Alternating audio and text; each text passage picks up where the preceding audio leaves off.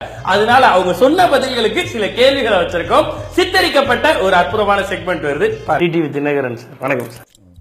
Sir, நீங்க இப்ப அரசியலுக்கு வரணும்னு முடிவு பண்ணதுக்கு அப்புறம் என்னைக்காவது நாட்டு மக்களோட பிரச்சனை, இந்த விவசாயிகளுடைய பிரச்சனை, இதை பத்தி எல்லாம் பேசியிருக்கீங்களா உங்களுக்குள்ள? எந்த காலத்திலும் அதை போட்டு ஒரு பேச்சுவார்த்தை நடைபெறவில்லை. இப்ப சரத்குமார் அவர்கிட்ட நடந்த இந்த ஐடி ரைட்டை எடுத்தாங்க, அது உங்களோடது அப்படின்னு பேசிக்கிறாங்களே, அதை பத்தி இருக்கலாம், பொறுத்திருந்து பாருங்கள். பார்க்கத்தானே போறோம் சார். எல்லாருமே வெளியில பேசுறப்போ ஒரு மாதிரி அவசனாவே பேசுறாங்க உங்க குடும்பத்தை பத்தி. ஆனா எல்லா எம்எல்ஏக்களும் உங்களுக்கு ஆதரவு தராங்க. எப்படி இது? உங்களுக்கு அது தருகிறோம், இது தருகிறோம் என்றும் எங்களுடன் வந்துவிட்டால் நாம் எல்லாம் சேர்ந்து ஆட்சி அமைத்து விடலாம். இந்த காசு கொடுத்து ஓட்டு வாங்குறது தப்பு இல்லையா? அதை ஏன் நீங்கள் அப்படி தவறான கண்ணோட்டத்தில் பார்க்கிறீர்கள்?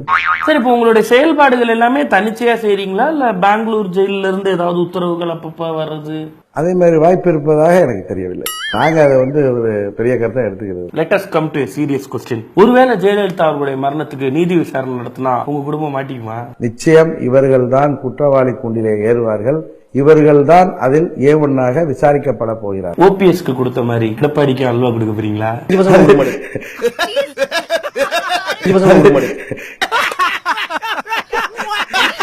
நிச்சயம்.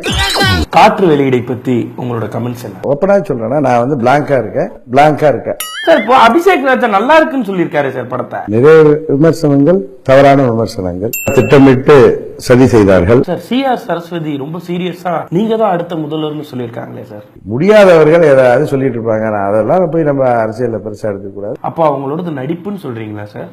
ஆஸ்கார் அவார்டுக்கு ஏற்ற ஒரு சிறந்த நடிகர். வாழ்த்துக்கள் சார் எல்லாத்துக்கும்.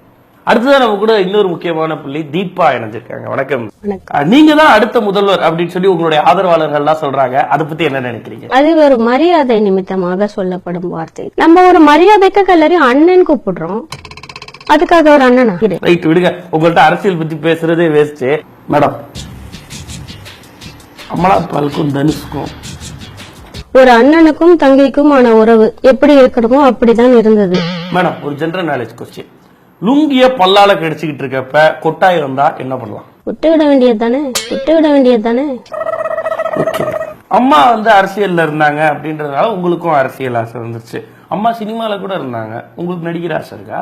ஆர்வம் எனக்கு இருந்தது. ஹலோ, ஆர்வம் இருந்து யார் பாக்குறது? என்னிடம் என்ன பிரச்சனை?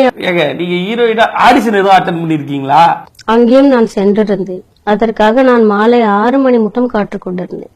தப்பிச்சிருச்சு தமிழ் சினிமா. நன்றி உங்களுடைய பதில்களுக்கு. அடுத்ததான் நம்ம கூட மிஸ்டர் ஓபிஎஸ் இருக்காரு. வணக்கம் சார். ஏன் சார் கண்டினியூஸா மிச்சர் சாப்பிட்டுட்டு இருந்தீங்களே, யாருமே உங்கள்கிட்ட பங்கு கேட்கலையா? அனைவருமே கேட்டார்கள் சார். மிச்சர் தின்னதை தவிர வேற என்ன சார் உருப்படியா செஞ்சிருக்கீங்க இது வரலையும்? மற்ற வேலைகளில் நான் தலையிடுவதும் இல்லை, அதை பற்றி சிந்திப்பதும் இல்லை, அதை பற்றி மற்றவர்களும் விசாரிப்பதும் இல்லை. சரி, அதை விடுங்க. முட்டை சிவா கெட்ட சிவா பாத்தீங்களா? மன உளைச்சலானது. யார் உங்களை அந்த படத்துக்கு கூட்டு போனது? நான் பேரை கொடுப்பதற்கு தயாராக இல்லை.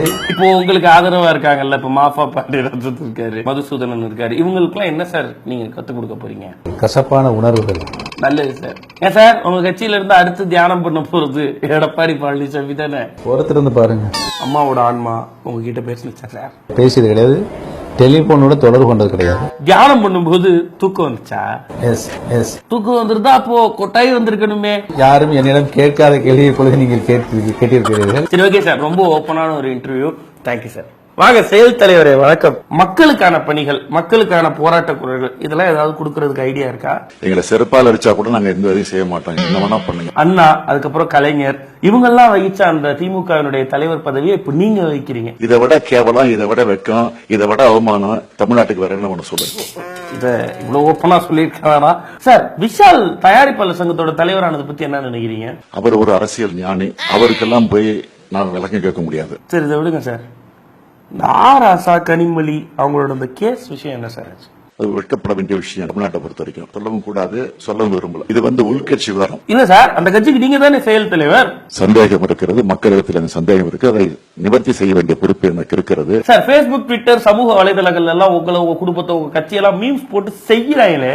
ஆத்திரத்தினுடைய ஒரு கோபத்தினுடைய விளிம்பில் இருக்கிறாங்க, எதை வேணாலும் செய்வாங்க. அதுக்கெல்லாம் நம்ம விளக்கம் சொல்லிட்டு இருக்க முடியுமா? கரெக்ட் தான். ஆனா வலிக்காத மாதிரி எவ்வளவு நாள் இருக்குது? வெளியில காயம் இல்ல, உள்காயம் கொஞ்சம் இருக்கிற மாதிரி தெரியுது. அது தெரியுது, ஏன்னா வழிகள் தெரியுது. ஆனா நாங்க அப்படி இல்ல சார், நாங்க உங்களுக்கு செய்யறதே இல்ல.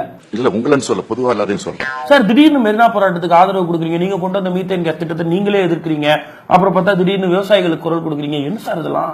அதெல்லாம் ட்ரிக்ல என்ன வேணா பண்ணலாம், என்ன வேணா பண்ணலாம், உங்களுக்கு தெரியாத ஒண்ணும் இல்ல.